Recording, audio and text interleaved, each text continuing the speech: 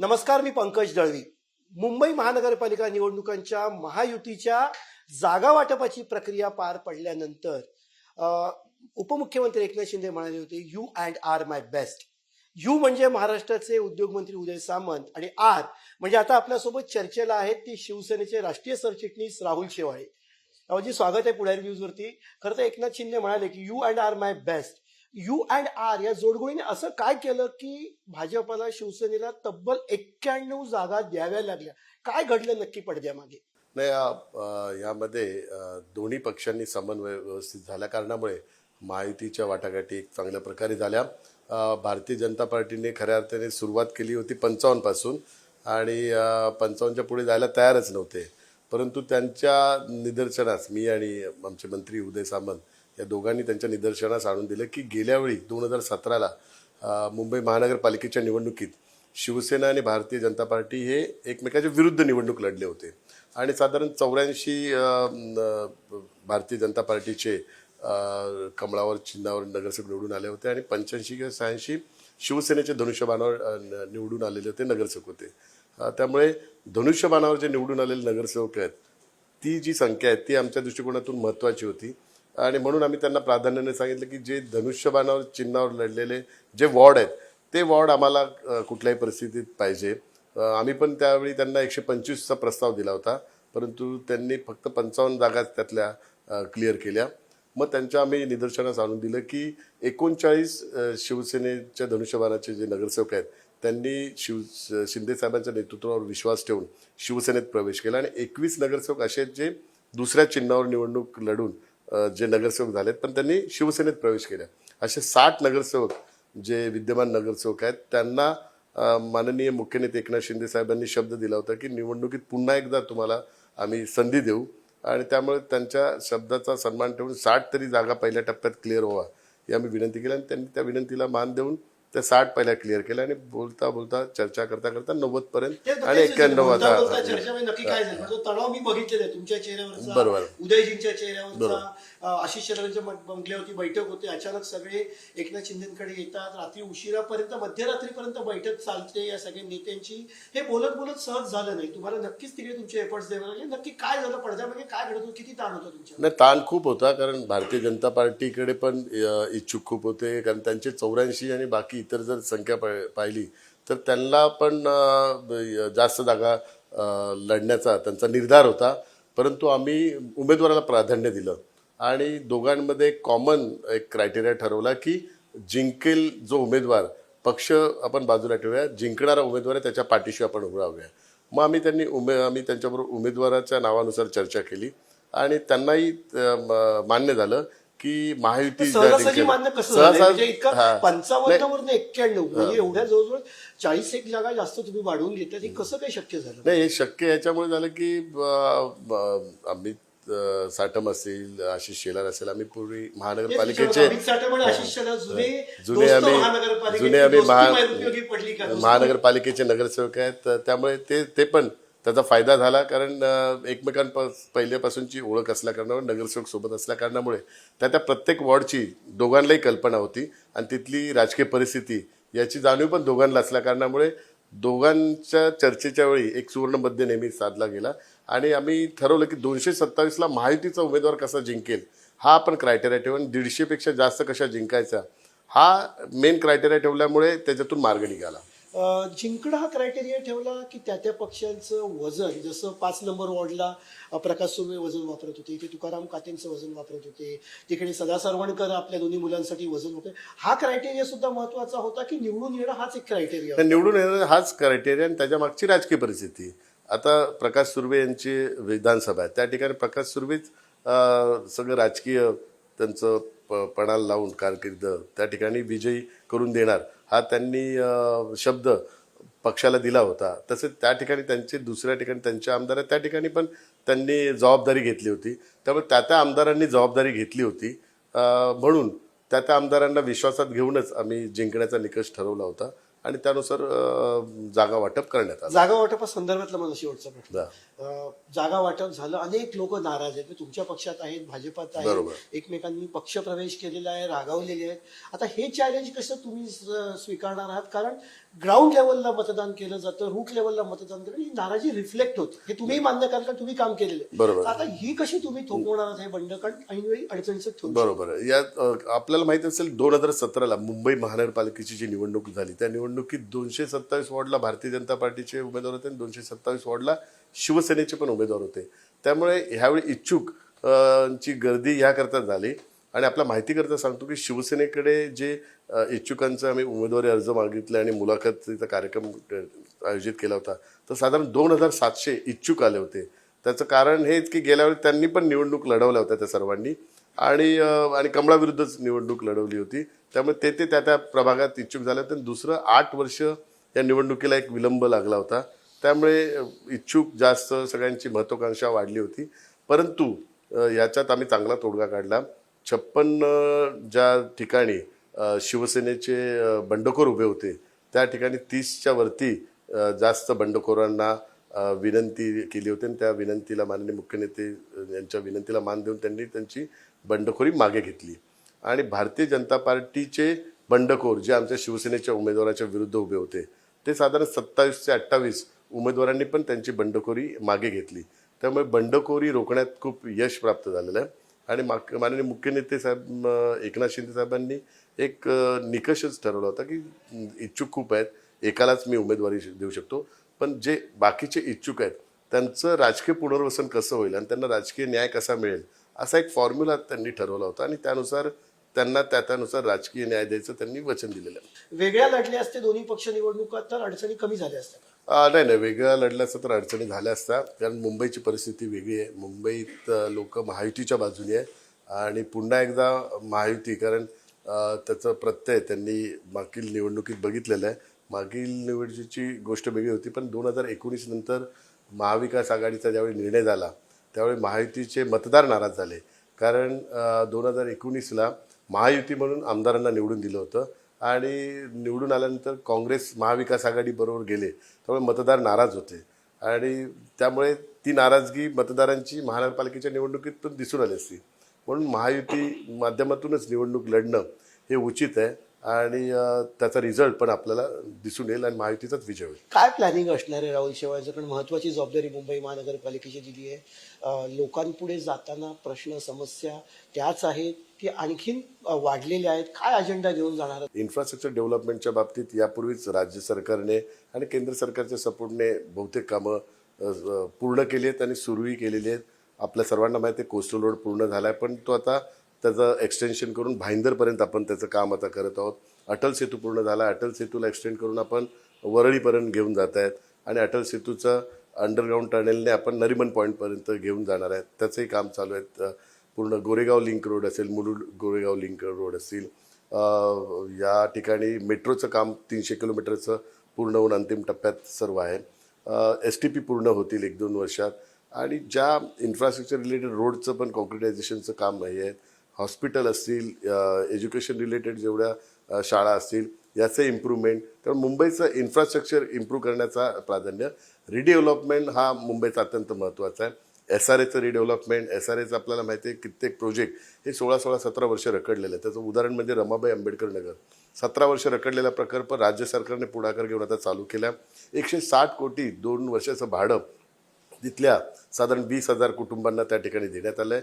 आता BG शिर्केनला appoint करून रिहॅबच्या बिल्डिंगचं पण काम त्या ठिकाणी चालू केलं आहे. मुंबईतले असे जे SRA आहेत जे रखडलेले आहेत त्याचं आता क्लस्टर बनवलं आहे. 50-50 एकरचा एक क्लस्टर, असे 17 क्लस्टर प्लॅनिंग करून राज्य सरकारच्या माध्यमातून ते करणार आहोत. म्हाडाचा क्लस्टर यापूर्वी निर्णय घेतला आहे. म्हाडाच्या 388 वसाहतींचा पुनर्विकास आणि पगडी सिस्टीमचा एक महत्त्वाचा गंभीर विषय हा विशेष करून मराठी माणसाचा होता. पगडी बिल्डिंगच्या ज्या जागा आहेत त्या टेनंटला घर मिळत नव्हतं, आता त्यांना त्यांच्या हक्काचं मालकीचं घर मिळेल असा राज्य सरकारने निर्णय घेतलेला आहे. त्यामुळे BDDचा रिडेव्हलपमेंट असेल, धारावी रिडेव्हलपमेंट असेल, रिडेव्हलपमेंट आणि मुंबईकरांचं हक्काचं घर आणि विशेष करून मराठी माणूस जो मुंबईच्या बाहेर गेला त्याला पुन्हा एकदा मराठीत आणून त्याला या ठिकाणी त्याचं पुनर्वसन करण्याच्या दृष्टिकोनातून निर्णय. उद्धव ठाकरेंच्या शिवसेनेने ते होर्डिंग लावलेत, राज ठाकरेंचे त्याच्यामध्ये फुट आहेत. हो, हे आम्हीच केलं. त्याच्यामध्ये कोस्टल रोड आहे, बीडीडी चाळ आहे, अनेक इन्फ्रास्ट्रक्चर, मेट्रोचे प्रकल्प आहेत. मग नक्की कोणी केलं? मुंबईकरांनी समजायचं काय की हे नक्की केलं कोणी? नाही, हे पूर्ण राज्य सरकार आणि केंद्र सरकारच्या मदतीने झालेला आहे. मोठा प्रचार त्यांचा चालू आहे लोकांमध्ये संभ्रम निर्माण करण्याचा, आणि जो लोकसभेत त्यांनी जो प्रकार केलेला तोच प्रकार आता खोटा प्रचार करायचं त्यांचं काम चालू आहे. राहुल, दुसरा एक असा प्रश्न येतो की विरोधकांकडनं सातत्यानं आरोप केला होता की शिवसेनेनी, म्हणजे उद्धव ठाकरेंच्या शिवसेनेनी मुंबई लुटली, मुंबईची तिजोरी लुटली, इन्फ्रास्ट्रक्चर. पण तेव्हा भाजप शिवसेनेसोबत, किंवा तेव्हा तुम्हीच शिवसेना होतात, तेव्हा तुम्हीच सत्तेत होतात, भाजपा सत्तेत होती. मग हा आरोप कसा होऊ शकतो? तुम्ही त्याला तेव्हा वेगळं कसे करू शकता की शिवसेनेने मुंबई लुटली? नाही, त्या आरोप सगळ्याच बाबतीत आरोप करत नाही. काय काय विशेष जे प्रोजेक्ट आहेत त्या संदर्भातला तो आरोप आहेत, आणि ते राज्य सरकारच्या चौकशीमध्ये काय काय ठिकाणी प्रूव्ह झालेले आहे. उदाहरणार्थ दाखल मिठी रिव्हरच्या बाबतीत SIT अपॉइंट झाली, EOWने त्या संदर्भातल्या केस केलेल्या आहेत. तर ह्या ज्या यंत्रणा आहेत त्यांनीच तपासातून त्या ह्या सगळ्या गोष्टी उघडकीस आणलेल्या आहेत. तर हे सगळे जे घोटाळे आहेत आणि भ्रष्टाचार झाला, हे पोलीस यंत्रणा असेल, EOW असेल, यांनी सर्व त्या निदर्शनास आणून दिलेले आहेत आणि त्या लोकांसमोर आलेल्या आहेत. तेव्हा निर्णय घेताना तुम्ही महत्वाच्या पदावरती होतात. असं असताना तुम्ही निर्णय घेताना कुठला दबाव असायचा की हे निर्णय घेतले गेले पाहिजे, हे करा म्हणून स्पष्ट विचारायचं? मातोश्रीचा काही दबाव असायचा का तुम्हाला? कारण थेट आरोप केला जातो की मुंबई लुटली आणि तेव्हा तुम्ही सत्तेत होतात, भाजपही सत्तेत होती त्यांच्यासोबत. साहजिकच आहे, जे जे सगळे प्रपोजल आहेत ते त्यांच्या अप्रूव्ह शिवाय झालेच नाहीत. त्यांनी अप्रूव्ह दिले तेव्हाच आम्ही केलेले आहेत. अगदी मोकळेपणाने आणखीन बोलणं अपेक्षित आहे की कसं व्हायचं, कसे प्रकल्प मातोश्रीवरून यायचे, आणि तुमच्यावरती दबाव असायचा का ते करायचं? की मोकळेपणाने उत्तर हवंय मला. स्टँडिंग कमिटी चेअरमॅनला तिथून यादी क्लिअर केली तरच स्टँडिंग कमिटी चेअरमॅन ते मंजूर करायचा. जो कोणी स्टँडिंग कमिटी चेअरमॅन असेल तर यादी पहिली तिकडे मंजूर व्हायची आणि त्याच्यानंतर इकडे पाठवली जायची. आणि मग तुम्हाला निर्णय घेणं, सही करणं अनिवार्य असायचं? हा, ते निर्णय घेणं बंधनकारक असायचं. काय प्रक्रिया असायची? अगदी थोडीशी आणखी सविस्तर सांगितली तर बरं होईल. कारण प्रक्रिया आरोप आता- केला जातो तुमच्यावरती, तुम्ही मुंबई लुटली आणि तुम्ही त्यावेळी स्टँडिंग कमिटी चेअरमन होतात, भाजप सत्तेत होती, त्यामुळे या गोष्टी समोर खुलेआम चर्चा करणं याच्यावरती गरज नाही, खुलेआम चर्चा, जसं मी सांगितलं, जी यादी असेल, जो निर्णय घ्यायचा, तर ती यादी कुठला प्रपोजल करायचं, कुठलं नाही प्रपोजल करायचं, ती यादी पाठवली जायची आणि त्यानुसारच निर्णय घेणं बंधनकारक. मातोश्री फिक्स करायची, हो, साहजिक. तुमची फक्त सही करावी लागायची. सही नाही, जी काही प्रोसिजर करावी लागायची. म्हणजे दुसरा प्रश्न असा येतो की मग आता कुठल्या ह्यानी तुम्ही जाणार लोकांपुढे, की तुम्ही त्यावेळी सत्तेत होतात, आरोप होत होते, पण आता कुठल्या ह्यानी तुम्ही मतं मागायला जाणार की आम्हाला मतं द्या, शिवसेनेला पुन्हा मतं द्या? नाही, आम्ही मतं मागणार. आपल्या सर्वांना माहिती आहे, माननीय मुख्यमंत्री एकनाथ शिंदे साहेब जे 2-2.5 वर्षाच्या कारकिर्दीत त्यांनी काम केलं, आणि महायुतीची सत्ता ही अत्यंत महत्त्वाची आहे. केंद्रात महायुतीची सत्ता आहे, राज्यात महायुतीची सत्ता आहे, आणि महापालिकेत महायुतीची सत्ता असेल तरच विकास होऊ शकतो. शिंदे साहेब असताना त्यांनी हाऊसिंग पॉलिसी, जसं मी बोललो, BDD चाळच्या बाबतीत त्यांनी त्यावेळी देवेंद्र फडणवीस साहेब असताना तो निर्णय झालेला आहे. तो काय महाविकास आघाडीच्या वेळी नाही, काम तेव्हा चालू झालेलं आहे. त्यांच्यावेळी थोडी प्रोसिजर चालू झाली होती, पण ती पण अडवण्यात आली. पोलिसांचा निर्णय घेतला नाही त्यांनी, पोलिसांना कमी दरात त्यांचे घरं पाहिजे होती, तो निर्णय प्रलंबित, ते माननीय मुख्यमंत्री एकनाथ शिंदे साहेबांनी त्यानंतर घेतली. असे किती, धारावीचं त्यांनी टेंडर कॅन्सल केलं होतं. धारावीचं टेंडर आता शिंदे साहेब असतानाच फायनल झालं पूर्ण. यापूर्वी देवेंद्र फडणवीस साहेब असताना त्याचा निर्णय झालेला.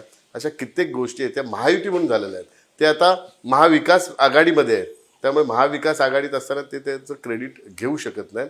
आणि त्यांनी जे राजकारण चालू केलेलं आहे, आज पण त्यांनी जे प्रेझेंटेशन केलेलं होतं वर्कशॉपचं, त्या प्रेझेंटेशनमध्ये सर्व केंद्र सरकार आणि राज्य सरकारच्या संदर्भातले विषय आहेत. आणि दरवेळी ते शिंदे साहेबांना ज्यावेळी मुख्यमंत्री असताना घटनाबाह्य सरकार, शिंदे साहेबांवर घाणेरडे आरोप करायचे, घाणेरडे बोलायचं, द्वेषाने बोलायचे, चेष्टा करायचे. आणि आज महायुतीचं सरकार जे आलंय त्याला पण वोट चोरी करून आलेलं सरकार आहे. कित्येक असे आरोप करतात. उपमुख्यमंत्री पद वैधानिक पदच नाही, त्यांच्यावेळी उपमुख्यमंत्री पद होतं तेव्हा ते वैधानिक होतं आणि आता ते वैधानिक नाहीये, असं नेरेटिव्ह पसरवण्याचं आणि खोटं बोलण्याचं काम चाललेलं आहे. त्यामुळे लोकांना आता हे लक्षात आलंय की जर डेव्हलपमेंट हवी आहे तर केंद्रात ज्याची सत्ता आहे, राज्यात ज्याची सत्ता आहे, तोच डेव्हलपमेंट करू शकतो. हे लोकांना, कारण त्यांचे आता आमदार आणि खासदार जे मुंबईत पण फिरत आहेत, ते लोक आली तर लोकांना सांगतात आमची सत्ता नाही, आम्ही काही करू शकत नाही, हात वरती करतात. त्यांचे मुख्य पक्षप्रमुख तर बोलतात माझ्या हातात काही नाही, मी काय देऊ शकत नाही. आता लोक हे ऐकून ऐकून कंटाळलेत. लोक बोलते तुमच्या हातातच काही नाही, तुम्ही काय देऊ शकत नाही, तर तुम्हाला मतदान कशाला द्यायचंय? जो देतोय, जो करणार आहे, आणि ज्याच्या हातात आहे, ज्याच्या हातात केंद्राची सत्ता आहे, ज्याच्या हातात राज्याची सत्ता आहे, त्यालाच देणार ना. त्यामुळे लोक महायुतीच्याच बाजूने मतदान करणार. उपमुख्यमंत्री एकनाथ शिंदे बोलले की you and R my best, Uday Samant आणि राहुल शेवाळे, म्हणजे त्याचा अर्थ की बेस्ट. तसं आणखीन एक यू आर फॅक्टर दुसरा चर्चेत आहे, तो म्हणजे उद्धव आणि राज. 20 वर्षांनी 2 दशकांनी दोन्ही भाऊ एकत्र, तुम्ही दोन्ही भावांसोबत काम केलंय, बरोबर. त्यामुळे किती परिणाम होईल आणि 2 भाऊ एकत्र आले, एक शिवसैनिक म्हणून तुम्हाला आनंद आहे का त्याचा, आणि पुढे राजकीय पटलावरती त्याचे काय परिणाम होतील? नाही बघा, शिवसैनिक काय कोणालाही आनंद असणार. कोणी 2 भाऊ कोणी एकत्र असेल तर साहजिकच कोणालाही आनंद होणार. त्याच्याबद्दल कोणी वाईट मत व्यक्त करणार नाहीये. परंतु ही निवडणूक आहे, ही मुंबईची निवडणूक आहे, ही भावकीची निवडणूक नाही, ही गावकीची पण निवडणूक आहे. ही मुंबईकरांची निवडणूक आहे आणि मुंबईकरांच्या भवितव्याची निवडणूक आहे, मुंबईकरांच्या भविष्याची निवडणूक आहे. ही 2 कुटुंबाची निवडणूक नाही, ही 2 भावांची निवडणूक नाही, ही 2 भावांच्या मुलांची निवडणूक आहे आणि 2 भावांच्या मुलांच्या भविष्याची निवडणूक नाही. ही मुंबईकरांचं भवितव्य ठरवणारी निवडणूक आहे. त्यामुळे मुंबईकरांनी ही निवडणूक स्वतःच्या हातात घेतलेली आहे. 2 भावांच्या हातात नाही आहे निवडणूक. ही निवडणूक आहे तर मुंबईकरांच्या हातात, आणि मुंबईकरांनी यापूर्वीच निर्णय घेतला आहे की महायुतीलाच मतदान करायचं आहे. कुठल्या भावनिक आव्हानाला ते बळी ठरणार नाही आहे. ते सगळ्या भावनिक आव्हानातून गेलेले आहेत. त्यांना रिअल फॅक्ट माहिती आहे, कोण विकास करू शकतो, कोण डेव्हलपमेंट करू शकतो, याचा रिझल्ट त्यांनी मताची गणित कशी जुळणार? कारण ध्रुवीकरण व्हायचं, विभाजन व्हायचं म्हणायची, मराठी मतं 2 ठाकरेंमध्ये विभागली जात आहेत, भाजपासोबत अमराठी मतं जात आहेत. हे विभाजन अधिक ठळक होईल का, की त्याच्यामधली जी पुसट रेषा होती ती संपून जाईल मराठी नाही विभाजन? बघा, कुठलंही विभाजन होणार नाहीये. मराठी ठाकरे म्हणजे मराठी नाहीत. शेवाळे पण मराठी आहेत, उदय सामंत पण मराठी आहेत, देवेंद्र फडणवीस पण मराठी आहेत, अमित साटम पण मराठी आहेत, आशिष शेलार पण मराठी आहेत. तर सगळ्या पक्षात मराठीच आहेत ना. त्यामुळे ठाकरे म्हणजे मराठी आणि मराठीवर अन्याय, मराठी अस्मिता, मराठी लोकांची शेवटची लढाई, हे असं होत नाही ना. मराठी माणूस आहे, जोपर्यंत सूरज चांद रहेगा तोपर्यंत मुंबईत मराठी माणूस रहेगा. त्यामुळे कोणी मराठी माणसाला इथून हात पण लावू शकत नाही, काढू पण. मराठी माणसाची अंतिम लढाई कधीच होऊ शकत नाही. आदित्य ठाकरे आणि अमित ठाकरे हे सुद्धा आता उमेदवारांची शाळा घेतात. काल शिवसेना भवनामध्ये त्यांनी उमेदवारांशी संवाद साधला, त्याविषयी काय सांगाल? दोघं भाऊ एकत्र शाळा घेतात. अर्धवट होमवर्क केलेला तो प्रयोग होता. आपण बालक पालक पिक्चर बघितलं असेल, तो पालकांची पण जबाबदारी असते की मुलांना व्यवस्थित शिकून हे करायचे. तर पालकांनी होमवर्क मुलांचा घ्यायला पाहिजे. आता दोन्ही पालकांना वेळ नाही की मुलांचा होमवर्क करायला. त्यामुळे दोन्ही पालकांनी वेळ न दिल्यामुळे अर्धवट होमवर्क करून ते आले होते, ज्यांना कायद्याची माहिती नाही. आणि जे महानगरपालिकेच्या अधिनियमातच गोष्टी नाही, 1888चा कायदा आहे महानगरपालिका, ज्या अधिनियमातच गोष्टी नाही, ज्या महानगरपालिकेचे अधिकारच नाही, त्याचं त्यांनी वर्कशॉप त्या ठिकाणी दिलं. बिचारे उमेदवार ते आले होते या अपेक्षेने की हे 2 युवराज निवडणूक निधी तरी देतील, हे 2 युवराज निवडणूक साहित्य तरी देतील, हे 2 युवराज निवडणुकीकरता दुसरी काहीतरी मदत तरी करतील. परत ते काही न देता खाली यात बिचारे ते उमेदवार गेले आणि अपेक्षेने आले होते आणि त्यांना फक्त डोस, त्यांना अभ्यासाचा डोस हे दिला. पालक पालक युती बीपी कोणाचं वाढवणार आहे? ते आता ते मला कळेल 16 तारखेच्या रिझल्ट नंतर. मुंबईमध्ये शिवसेनेचं मूळ आहे, शिवसेना म्हणजे भावना. मुंबईकर भावनिकदृष्ट्या शिवसेनेशी जोडलेली होती, त्यामुळे खरी शिवसेना, डुप्लिकेट शिवसेना, सगळ्या प्रचार सर्वेच्या नक्की काय होणार? मुंबईकरांनी कुठली शिवसेना खरी आहे मुंबईकरांना? नाही, मुंबईकरांनी यापूर्वीच खरी शिवसेना कोण आहे ते दाखवून दिलेलं आहे. लोकसभेची निवडणूक झाली, त्यानंतर विधानसभेची निवडणूक झाली. विधानसभेच्या निवडणुकीत शिवसेनेला आणि धनुष्यबाणाच्या उमेदवाराला 43.7% हे मतदान झालं आहे, जे उभाटाला 39% आहे. त्यांच्यापेक्षा 4-5% मतदान हे धनुष्यबाणाला झालेलं आहे. आणि जे शिवसेनेचे आमदार जे निवडून आलेले ते मराठी पर्सेंटेज ज्या ठिकाणी त्या ठिकाणी ते निवडून आलेले आहेत. उबाटाचे जे आमदार 10 निवडून आले, त्यातले 5 आमदार मुस्लिम बाहुल्य ज्या ठिकाणी जास्त आहे, प्रमाण जास्त आहे, अशा ठिकाणी ते निवडून आले आहेत. आपण बघाल वर्सोवा असतील, वांद्रे पूर्व असतील, भायखळा असतील. मुस्लिम बहुल एरिया तुम्हाला जास्त दिलंय का? कारण बेहरामबाग असेल, जोगेश्वरीचं, स्कॉटिश कॉलनी असेल, वॉर्ड नंबर 51, तिकडे तुम्हाला दिलेलं आहे, किंवा मालाडचा काही मुस्लिम भाग असतो, नाही, आम्हाला मुस्लिम भागामध्ये शिवसेनेला किंवा एकनाथ शिंदेना जास्त जागा दिल्यात? नाही, असं नाही. तुम्हाला मी जसं सांगितलं, 39 धनुष्यबाणावर निवडून आलेले नगरसेवक आमच्यात प्रवेश केलेला. 21 नगरसेवक जे धनुष्यबाणावर निवडून आलेले नाही आहेत, पण इतर पक्षाचे, काँग्रेसचे, राष्ट्रवादीचे, मनसेचे, हे सर्व नगरसेवक. त्यामुळे त्यांचे वॉर्ड त्या प्रमाणात होते, पण ते सिटिंग नगरसेवक आहेत, त्यामुळे ते वॉर्ड आमच्याकडेच असणार आहेत. पत्नी सुद्धा इच्छुक होत्या, राणीताई सुद्धा इच्छुक होत्या मानकुर्द म्हणून. मग असं अचानक काय झालं की त्यांना माघार घ्यावी लागली? काय घटना घडल्या? कारण खूप चर्चा झाली त्यात. 142 वॉर्डला माझ्या पत्नीने यापूर्वीच तयारी केली होती. परंतु मी ज्यावेळी सरचिटणीस झालो त्यावेळी मी निर्णय घेतला की आपली पत्नी निवडणुकीला उभं राहणं योग्य ठरणार नाही आणि सामान्य शिवसैनिकानेच ती निवडणूक लढली पाहिजे. आणि त्यानुसार पत्नीने पण त्याला अनुकूलता दर्शवली आणि त्यानुसार आम्ही सामान्य शिवसैनिकाला त्या ठिकाणी तिकीट दिली. पण शेवटी घराणेशाहीचा आरोप होतोच आहे ना. म्हणजे जर का आपण शिवसेनेवरती उद्धव ठाकरेंवरती आरोप करतोय की त्यांची लोक होतात, तर ह्या सुद्धा गोष्टींचं एक स्पष्टीकरण द्यावं लागेल की इतक्या पद्धतीने मोठ्या प्रमाणात दिलेली आहेत घरामध्ये तिकीट. नाही, निवडून येण्याचा जो क्रायटेरिया आहे तो आपण बघितला आणि त्या शिवसैनिकांशी चर्चा करून, तिथल्या पदाधिकाऱ्यांशी चर्चा करून आणि त्यांना विश्वासात घेऊनच माननीय मुख्य नेते एकनाथ शिंदे साहेबांनी निर्णय घेतलेला आहे. कुठेही घराणेशाहीला त्यांनी पाठिंबा दिलेला नाही आहे. त्यांनी जिंकणं क्रायटेरिया आणि त्याचबरोबर कुठल्याही शिवसैनिकावर अन्याय होणार नाही याची पण काळजी घेतलेली आहे. त्यामुळे स्थानिक पदाधिकाऱ्यांनी जे जे नाव सुचवलं त्यानुसार त्यांनी तो निर्णय घेतला. कशी प्रक्रिया असणार आहे पुढची? तर सभा कशा होतील, महायुतीच्या सभा एकत्र कशा होणार आहेत, मुंबईकरांना कशा पद्धतीनं तुम्ही एकत्र सामोरे जाणार? येणाऱ्या 10-15 दिवसात साधारण 13 दिवस मिळतात. 13 दिवसामध्ये माननीय मुख्यमंत्री देवेंद्र फडणवीस साहेब, माननीय उपमुख्यमंत्री एकनाथ शिंदे साहेब या दोघांच्या सभा पण असतात. त्याचबरोबर जे आमचे इतर मंत्री आहेत आणि शिवसेना नेते आहेत, त्याचबरोबर भारतीय जनता पार्टीचे वरिष्ठ नेते यांच्या सभा असणार आहे. तर तो सभांचा कार्यक्रम पण आजच्या या कार्यक्रमात आम्ही घोषित करणार आहोत. काही चक्र फिरली आणि शिवसेनेचा महापौर करायची वेळ आली तर चेहरा कोण असेल? नाही, चेहरा ठरवण्याचा अधिकार माननीय मुख्य नेते एकनाथ शिंदे साहेबांचा आहे. पण मी तुम्हाला सांगू इच्छितो की 2002 पासून जर संख्याबळ बघाल तर भारतीय जनता पार्टीमुळेच शिवसेनेचा महापौर झाला आहे. 2002ला जर बघाल तर शिवसेनेची जे नगरसेवक आहेत ते साधारण 90-91 होते आणि भारतीय जनता पार्टीचे नगरसेवक हे 35 होते. जर महापौर बनवायचं असेल तर 114 नगरसेवक लागतात. त्यामुळे तेवढं संख्याबळ शिवसेनेकडे नव्हतं. त्यामुळे BJPनेच त्यावेळी महापौर बनवला. 2007ला बघाल तर शिवसेनेकडे फक्त 84 होते आणि भारतीय जनता पार्टीकडे 28 होते. म्हणजे भारतीय जनता पार्टीमुळेच महापौर झाला. 2012ला 75च शिवसेनेकडे होते आणि भारतीय जनता पार्टीकडे 31 होते. त्यामुळे त्यावेळी भारतीय जनता पार्टीमुळेच हे झालं आणि नंतर तर 84 भारतीय जनता पार्टीकडे आणि भारतीय जनता पार्टीने महापौराची पूर्ण तयारी पण केली होती.